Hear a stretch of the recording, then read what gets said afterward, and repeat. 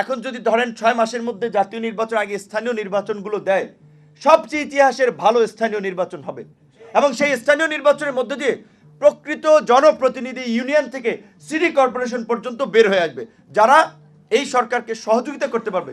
উপজেলার বিষয়টা উপজেলা চেয়ারম্যান কিছুটা সরকারকে সহযোগিতা করতে পারবে, পৌরসভাটা পৌরসভার মেয়র সহযোগিতা করতে পারবে।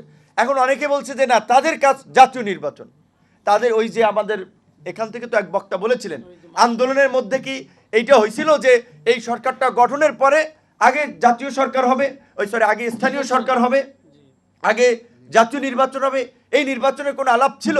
পরিষ্কারভাবে কিন্তু ঘোষণাপত্র ছিল যে এই ফ্যাসিবাদী রাষ্ট্র ব্যবস্থার বিলোপ এবং নতুন রাজনৈতিক বন্দোবস্ত।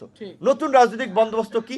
এই যে আজকে আলেমরা তাদের স্বাধীনভাবে মত প্রকাশ করছে, কথা বলছে, আরেকজন সাংস্কৃতিক কর্মীরা তাদের কাজ করছে, রাজনীতিবিদরা তাদের কাজ করছে, এই যে একটা ইনক্লুসিভ পরিবেশ, এটি নতুন রাজনৈতিক বন্দোবস্ত। যার যার ভোট দিয়ে ভোটাধিকার নিশ্চিত করে আগামীতে একটা অবাধ সুষ্ঠু নিরপেক্ষ নির্বাচন হবে, এইটা আমরা নতুন বন্দোবস্ত আমরা চাই। প্রশাসনের চালচিত্র আপনারা যদি লক্ষ্য করেন দেখবেন আগে ছিল একদিকে, এখন আবার আর একদিকে কিন্তু হেলতেছে। ক্ষমতা আসার আগেই যদি ওইদিকে হেলে যায় তাহলে এই প্রশাসন তো হাসিনার আমলে যাই ছিল একই কাজ হবে।